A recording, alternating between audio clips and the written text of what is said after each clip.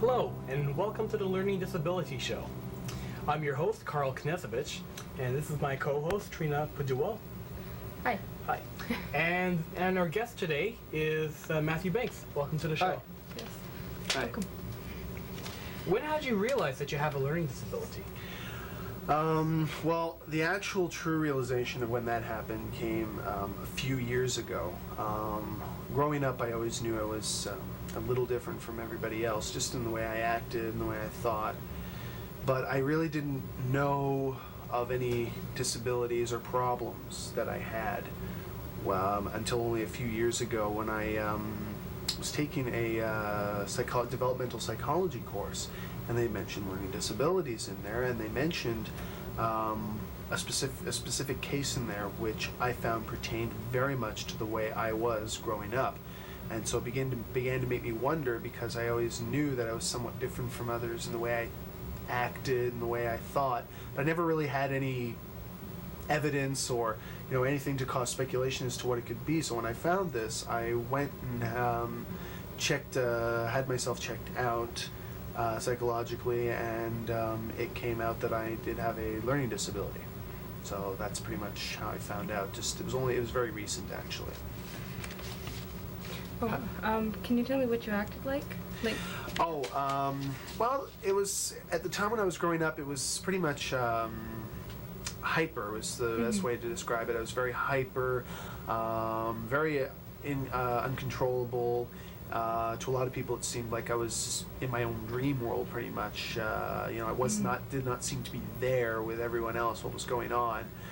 And it was just hard to get me to concentrate on anything for any period of time. It didn't even have to be very long. It just had to be like 10 seconds. Even that was a challenge for anybody to get me to maintain that amount of time for focusing on something. So there was that. Just generally, just those were the main things that people found. But again, I didn't notice this as much growing up. I didn't really seem to mind as much, because I was content and happy the way I was. It was only later I found out, that the way I was acting was considered different from the norm. Mm-hmm. How did you feel how did you react when you found out that you had that problem? Well, when I found out, I was, at first I had to admit I was a little upset. This was because I did go to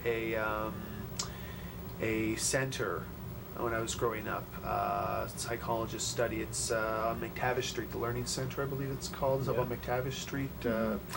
And while I was there, I was there for 2 years, and they did a lot of studying on me, but my parents were never informed, and I was never informed that there was anything wrong with the way I behaved.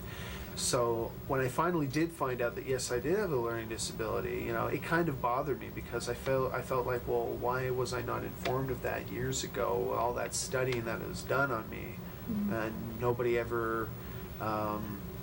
It was not so much that they did. I don't think anybody really ever came to a conclusion, as much as they were withholding information.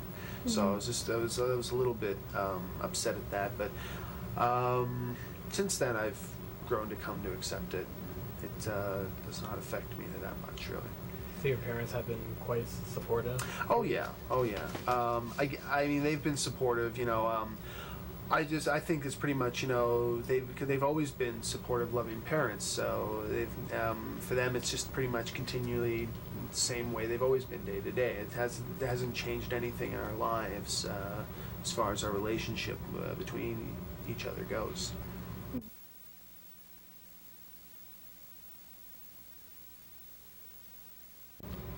You said that you were studied. Do you know what kind of tests and stuff you were doing? Yeah. The studies that were done on me were both group studies within groups of children, and private one-on-one studies with a psychologist for a couple of hours, just watching me play and observing me, or just interacting with me, see how I was and that. And those were pretty much the only studies that I know of. I mean, I remember when I first went there, they supposedly, I was told that, they first checked me out watching what I did on my own in a room that was separate, and they watched me, I think, through glass mirrors, I think, or from the other side, and that's how I think they decided that, you know, I needed to be further analyzed, see how I was, if you want to put it that way. And for 2 years then I was there, and those were the two ways that I mentioned before that they studied me. I'm not sure if I don't know if you asked or not. What kind of tests do they perform? Well, that was what I said. It was pretty much group interaction and personal study with a psychologist, where they just watch how you interacted with other children, or interacted with adults, or how I perform tasks and projects, how well I listen to older people, or that kind of thing. Did you? When you were actually diagnosed, what kind of studies or tests did you go through for that? The tests that I went through, well, I'm still going through currently tests even now.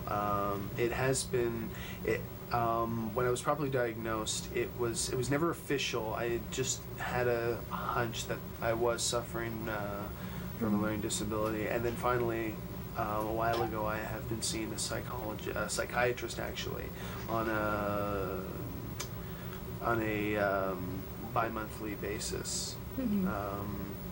And that's where I found I actually came to that conclusion by seeing her. She's been running me through some tests and some therapy, and it's come out that I do have a learning disability. Yeah. Can you describe one of the tests? Well, there is this test I know of called the WAISC test. It's usually performed on children. That's called the WISC there. I'm not sure what the exact name is of the acronym of those letters, but for the adult form it's WAISC, and it's just a test where they break down different parts, I think, of the mind, of like the information processing, visually, orally, how I logically sort out things, how I communicate, how I respond to communication, and like how I process that information. And just generally a lot of visual and oral perception tests. That's pretty much what tests I went through. Did they suggest any type of coping strategies to compensate? The only coping strategy that they know of, because what it is that I suffer from attention deficit disorder. Now, in the case of attention deficit disorder, they mentioned that there's dozens upon dozens of different symptoms, but not everybody gets all the same symptoms. Let's just round off, say that there might be 40 symptoms. So just say case number 1, a person who has attention deficit disorder might have symptoms number 1, 18, 24, and 36, whereas case number 2 might have 5, 14, 29, and 39 symptom of the numbers. So you can get a whole different combinations of what this. So it really depends on the individual and how they're going to attack the problem here that the person is suffering from. In my case, the coping strategy mostly was recommended through medication. So they've put me on some medication, and besides that, mostly it's just pretty much the way continue day to day. The way I've always been. So have they asked you to take Ritalin or any other? Ritalin is the one I'm actually taking. Although we might be trying a new one, Dexedrine, I think it is, soon at some point, just to see what it's like to move me off of it. Ritalin, just like there's been no problems with Ritalin. It's just that they want to see if Dexedrine would be better for me, if it's more effective, or Have you found Ritalin so far to have been a good help for you? It depends when. I find Ritalin is very good only on an academic level. It helps me concentrate, but otherwise, unless it's in school time, I really find I don't need it as much. The problems I had as far as concentration, they have not gone away, but they have diminished since I was growing up. So, but they are still there. So most of the time, when I need whenever I use the Ritalin, it'll be during my studies, study time, and that's about the only time I find that it's really crucial that I have any.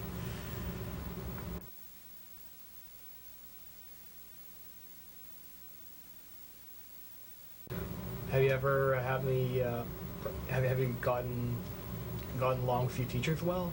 When I was growing up, my teachers had a very, very hard time with me.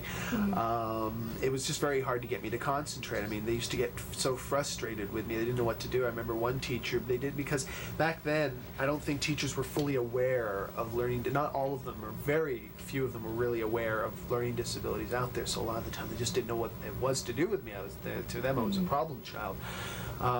One teacher, I remember, even tried to get me to concentrate and study, isolated me from everybody else by putting me in a corner where there was walls literally all around my desk, essentially, and that I could not come out until my work was finished. But even that didn't work. I mean, when she came afterwards to find me, it's like I had basically taken all these like gum reinforcements. This was like in elementary school, gum reinforcements, and stuck them all over one side of the wall, making these patterns. And like, she was at her wit's end, essentially. You know, she didn't know what to do. They used to like they even tried like, you know, making deals with me, like, you know, paying me $1 a week not to lose pencils because I was very forgetful and stuff. That didn't work. I made very little money off of that. You know, it was very frustrating for them. It was only as I started to go on through high school and into CUTV and university. Through high school, it got better. The teachers began to understand what it was all about. Some teachers were less tolerant than others, but generally I found as I got older, so I went through higher and higher grades, the teachers became more tolerant of the individual needs of the person.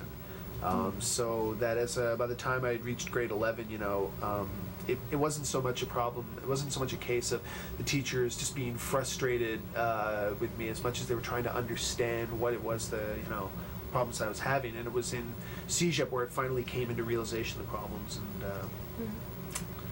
that's where the teachers really began to probe, and they wanted to know what was going on. That's where I found that teachers really cared. That's great. And here in university now, I haven't had any problems at all. The teachers, they're very understanding. I think now might be a good time to go to a commercial break. Sure. Okay. We'll be right back after this.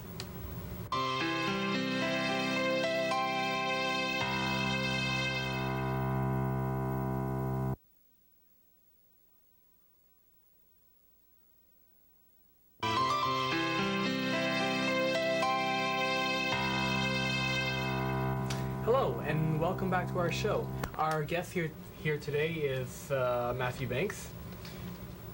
Well, we've been talking about attention deficit disorder today, and I was just wondering, did you have any problems getting along with your peers? Yes, particularly when I was growing up. That was when I really ran into the problems. When I first moved here, because I was born here, but then I moved to Toronto for a while, and I came back here when I was about 8. When I came back, this is when the problems really started, like the problems already started to manifest earlier, but they really came into full bloom by the time I was about 7, 8.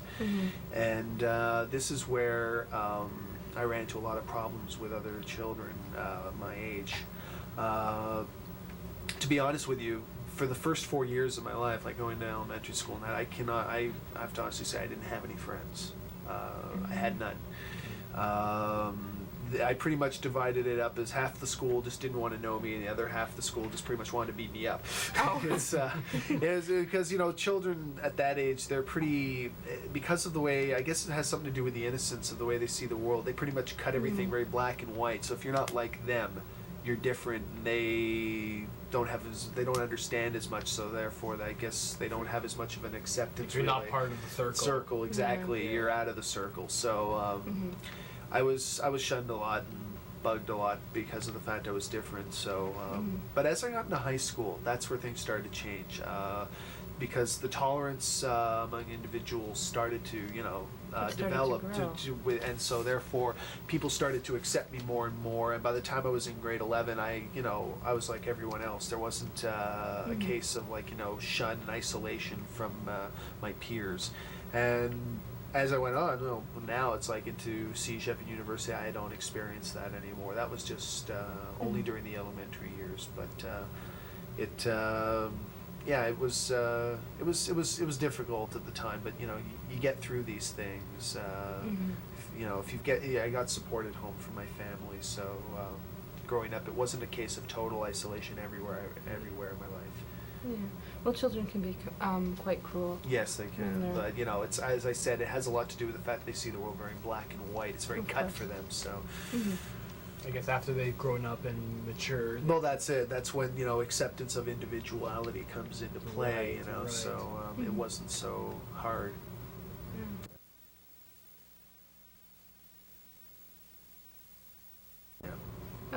What were some of your symptoms as a child? Well, hyperactivity was one of them, as I said, difficulty to concentrate. But these manifested into really other things as I got older. The hyperactivity died down, but the concentration problem didn't die off. And when I probably got diagnosed, I found out the reason why I was having a hard time concentrating a lot of the time, and why I was easily distracted, is because of a visual perceptual problem that I have. The way I see things. And so it's because of that, it's like I tend to see things, I tend to have an off balance of my perception. I don't see dimensions around me as clearly as everyone else does. Yeah. It doesn't process the same way. So it doesn't get in the way of my everyday life, but in my academic studies, if I'm trying to solve something that involves being able to see something with perception, I can't, I have a very hard time doing that. This is also why, I know how to draw and I do a lot of art, but the problem why I had to drop art as I got older and I realized I wasn't going to be able to make a profession out of it was because my artwork always came out two-dimensional, and it's not a case of so much the talent as much as I can't see properly to make everything with a three-dimensional aspect because of my perceptual problems visually. It's quite frustrating. It gets frustrating. It got particularly in university when it really started to hit home the problems with my theory in music, because I kept getting these really low marks writing out the stuff, and the reason why is because you have to be able to understand the rules that go with your music, both vertically and horizontally. So you have to be able to constantly see an X and Y axis of this vertical and horizontal dimensions as you write it out. I was having a really hard time processing that, but I knew all the stuff. So Sure. what happened is I had to get my exam done differently at the end of the year, and when I did it, I found out my marks went soaring straight up because of the fact that we were able to compensate for that problem.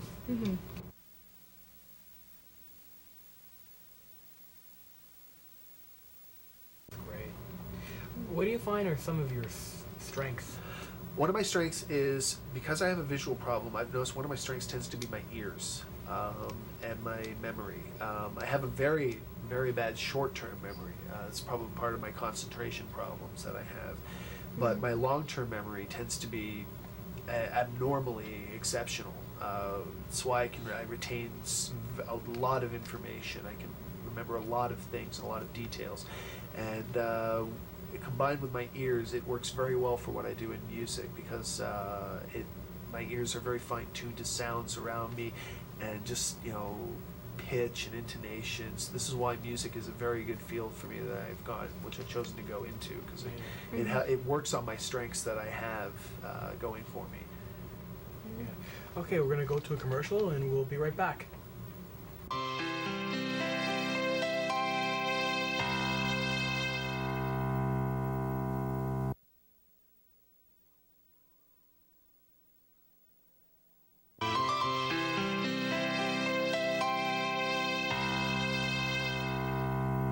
Hello, and welcome back to our show. Our guest today is Matthew Binks, and today we're talking about attention deficit disorders. I was just wondering if you had any fears or stresses.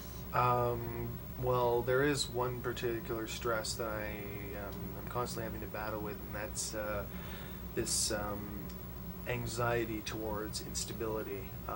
Because of the way I get easily distracted and I have lack of concentration, I usually like to it's better for me to have a very planned out, routine kind of daily lifestyle. And if something comes into it that has not been part of the plan originally, like something that's out of it, like that I wasn't planning to happen that day, something unexpected, it tends to throw me off and disorient me, because I get easily distracted and I lose my concentration.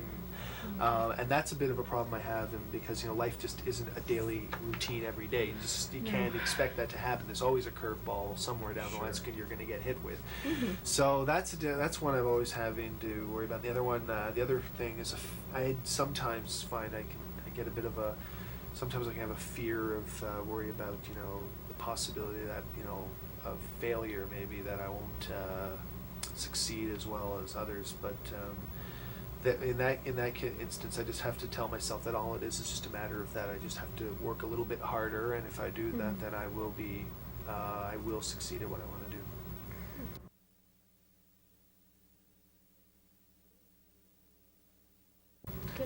What are some of your goals in the future?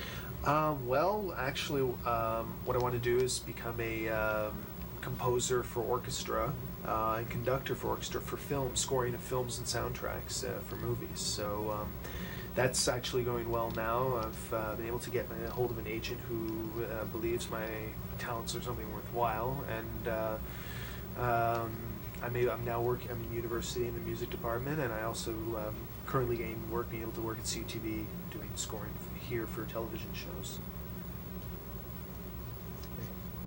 Okay, we'd like to wrap it up. We'd like to thank Matthew Binks for coming to our show. My pleasure. My pleasure. Thank you. And now going on to the next segment of the show, which is the coping strategy of the week. Our coping strategy of the week is knowing when to ask for help. Okay, for number one, ask for help with studies from the moment you arrive at university. This should be a basic rule for students with learning disabilities. It is a kind of a preventative medicine. And number two, find out what special services and resources you can call on. If you don't know where to ask, try starting at the dean's office. Again, we'd like to thank you for coming into our show. And we'll see you next time on the Learning Disability Show.